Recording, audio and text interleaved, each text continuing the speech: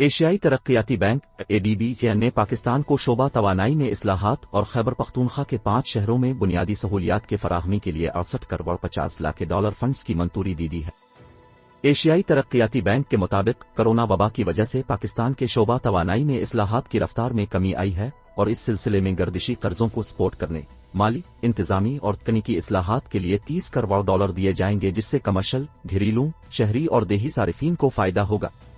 دوسری جانب 38 کروڑ 50 لاکھ ڈالر خیبر پختونخوا کے 5 شہروں میں صاف پانی کی فراہمی، صحت اور صفائی ستھرائی کی سہولیات پر خرچ کیے جائیں گے۔ اس رقم سے خیبر پختونخوا کے 5 شہروں ایبٹ آباد، کوہاٹ، مردان، منگورا اور پشاور میں پینے کے صاف پانی کی فراہمی کے 2 پلانٹ لگائے جائیں گے، جبکہ اس کے علاوہ سیوریج ٹریٹمنٹ کی 3 سہولیات اور متعدد غیر فعال ٹیوب ویلز کی بحالی منصوبے کا حصہ ہے۔